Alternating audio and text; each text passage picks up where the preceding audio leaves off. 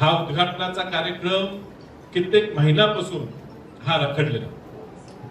या शासनाच्या लोकांना एक सवय लागली की शासकीय निधी हा शासनाचा म्हणजे जनतेचा नाही, हा आपल्या वैयक्तिक इस्टेटीचा, आपल्याच बापाचा पैसा असल्यासारखं ह्यांच्या मनात धारला.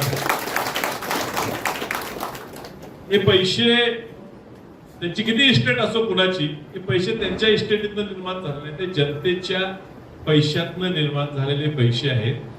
आणि ही मिरज पंचायत समिती ही राज्याची बऱ्यापैकी सगळ्यात मोठी असलेली पंचायत समिती.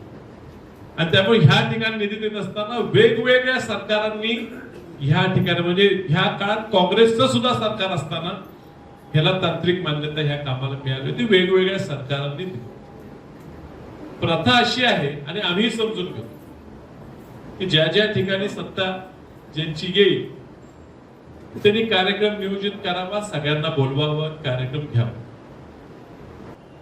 काही अधिकारी आहेत तर त्यांना वाटते की आज सत्तेचं त्यांना संरक्षण आहे, मात्र त्यांनी सुद्धा लक्षात घ्यावं की आज कुणाची तरी बाजू कुणाच तरी ऐकून तुम्ही रेटून काही निर्णय घ्यायला लागला.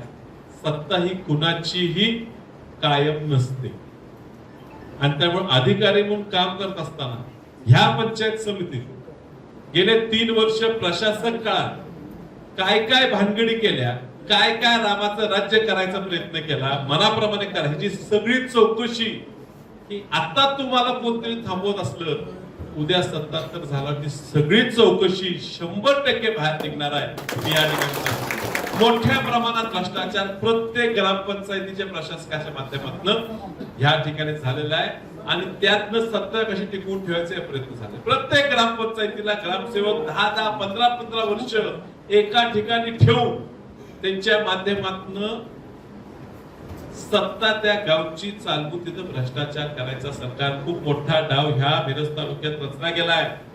आणि त्या अधिकाऱ्याला पाठीशी घालायचं आणि त्यांनी त्यांचंच ऐकायचं हा प्रकार झाला. त्यातनं हा कार्यक्रम लांबवायचा प्रयत्न झाला.